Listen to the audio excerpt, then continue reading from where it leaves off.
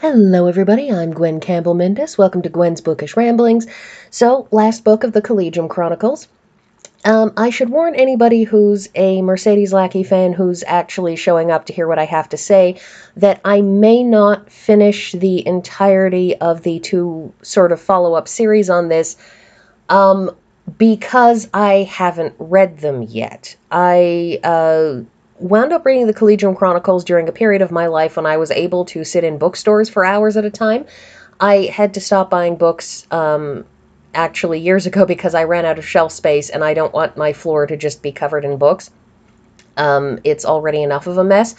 So I never got around to quite finishing Mags's story and things like that. So I may not get around to it because I intend to not read books for this channel. I intend to only do books that I have, that I have already read. That being said, if I get on a tear and finish off the series, I'll decide to do it, afterwards, having been on a tear. So, last book of the Collegium Chronicles. We finally get to the tail end of finding out what the place is like that Mags's family came from. So when we start off the Collegium Chronicles, Mags is on his way home. This picks up where the last book left off, very, very definitively picks it up then, that Mags has sort of spent a period of time on the Karsite Valdemaran border. He's helped brother friends and his fire cat make their way back to Kars safely, but also have a place of retreat to in Valdemar, and France and the fire cat will, be able to come to Valdemar for supplies, will be able to help people. France finally has glasses, which, for those of us who can't see without glasses, you can only imagine how completely amazing that must have been. So, anybody listening who has desperately needed glasses to be able to see stuff, either in the distance or at some rational distance from your own face, you know how amazing it is to have glasses and how horrifying it must have been to live your life without glasses. Yes, I know. Contact lenses, but they don't have contact lenses in Valdemar, so let's just go with that. So the book starts with Mags, and he's heading home, and he gets back.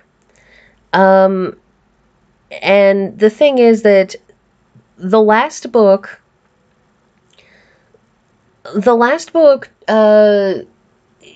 took place sort of starting in, late summer, early fall, but it's now time for the fall festival. Mags has literally been away from the Collegium for months, and he gets home, and the thing is that they decide, after plumbing the depths of his memory for all the things that he managed to learn, which includes rather a lot because he was attached to some sort of brainwashing magical who's-it that was going to theoretically replace his personality with the personality of people from that place that he's from. And it didn't work, but it did dump a whole bunch of memories in his head, so he's got a whole bunch of memories about these people, one of which is that they invented their own language, that they're apparently from some place called Thurbrigard, but they've invented their own internal language that has holes in it for concepts like game or fun.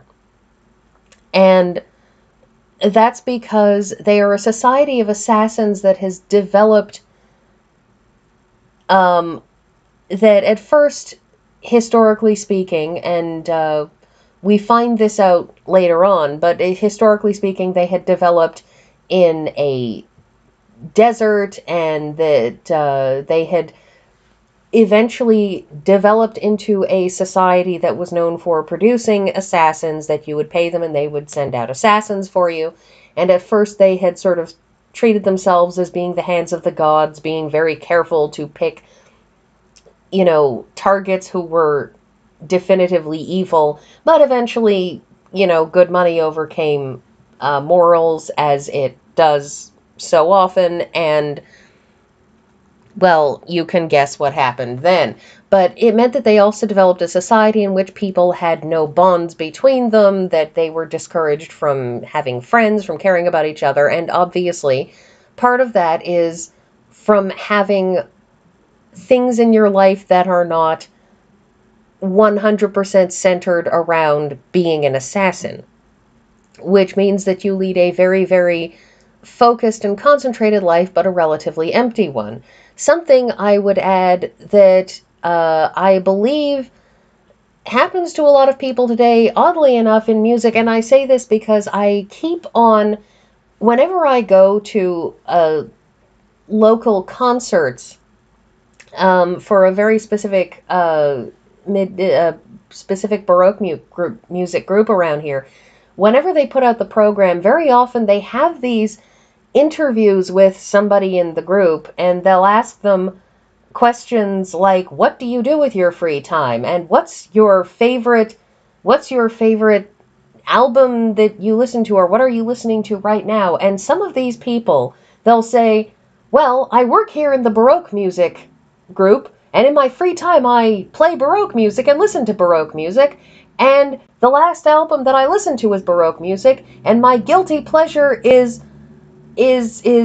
classical music from the 1800s rather than the 17 and 1600s.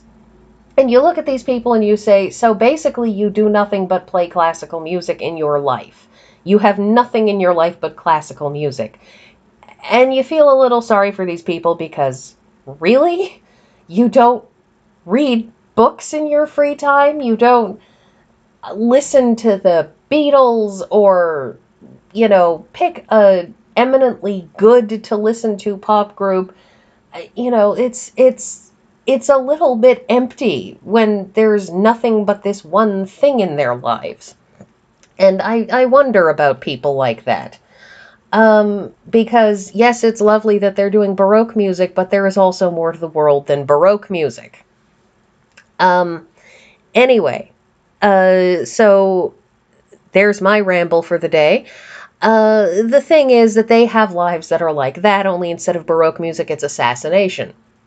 So a plan is hatched that they're going to send Mags away, and that they're going to send him out on his apprenticeship circuit with a herald early. Now, we've learned in later books, this is the we know from this book, from later books, that this is the final stage of becoming a herald.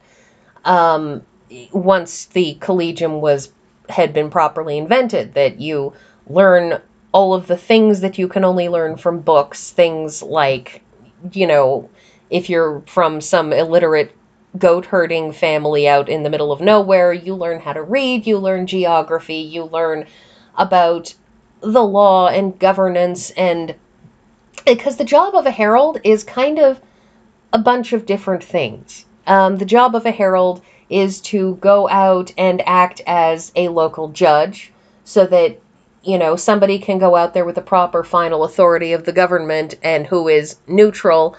And if somebody needs to effectively go to court, whether to sue somebody or to protest a criminal court ruling, so to speak, that you can apply to a herald, and the herald will come, and it'll be somebody who is neutral, who isn't the head man of your village. And since your village is maybe, 100 people, everyone knows everyone, and maybe your head man isn't as neutral on the topic as he ought to be. And heralds are also there to do things like act as messengers to let everybody know what the laws are, and to act as emergency search and rescue people, helping coordinate stuff, because, of course, heralds and their companions are telepathic, which means that they can do certain kinds of coordination that other people can't. It's a bit of a jack of all trades, master of none situation, but it's a jack of all trades doing things that people out in the middle of nowhere can't do for themselves, that are things that are most usefully supplied by a government. And so that's the herald's job, is a little bit of everything, but a little bit of all sorts of things that people in small communities in the middle of nowhere usually need. So you learn the theory of that, you learn the laws of that, you learn the math of how to set borders or help to reconstruct bridges, you learn survival techniques so that if you're out in the middle of nowhere, you don't die if you get caught in a snowstorm, all those sorts of things. And so once you've learned all of that stuff, where it's safe and where you can learn the basic skills, you get sent out along with a herald on circuit, and you apprentice that herald. And over the course of a year or however long, that herald will allow you to watch judgments being made, and eventually you're the one doing the judgments while that herald sits back and tells you what you did wrong. So the idea is that mags will go out on circuit with somebody. It turns out to be the herald who, under the previous system where you just were apprenticed to them immediately, he gets sent out as that herald's apprentice, and they go out on circuit, and all of Mags's girlfriend Emily and Mags's friends Lena and Bear and Lita the Bard, who is Jake Eyre's ex-girlfriend, all wind up coming along but separately to meet up with Mags later. And they all head out to the caves that Mags' parents got taken captive in by the local bandits all those years ago.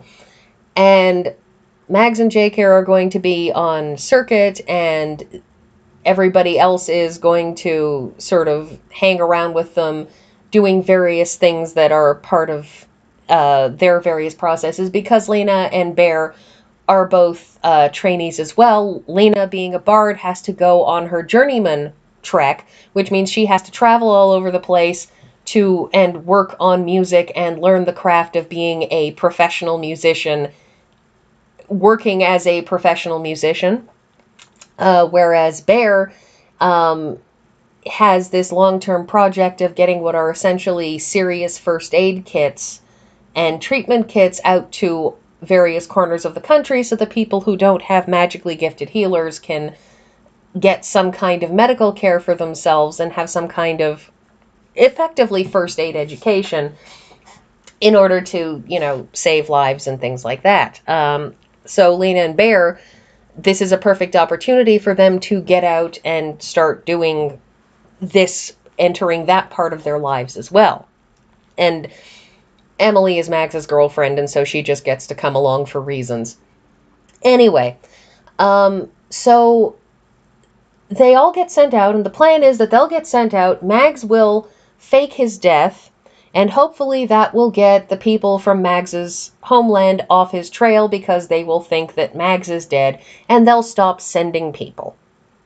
Because Mags has become their focus. Now that these people are no longer working for Karst, they're not going to care whether or not the government of Valdemar stands or falls.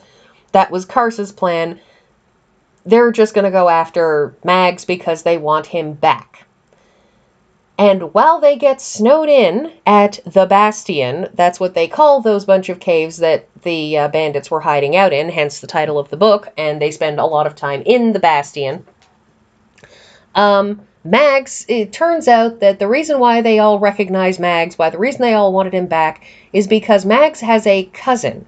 And his cousin looks exactly like him. Like, near enough is never mind. They're not actually twins, but they're near enough that if they swapped clothes, they could fake people into thinking they were the other one. And he's a very pleasant assassin, and we get more information about these sleep givers, as they are known to themselves, through a telepathic commingling that goes on, and they stop everybody from trying to kidnap Mags, and that's the end of the book. And I will, I guess, talk to you all next week when I'm back to doing things that aren't Valdemar books.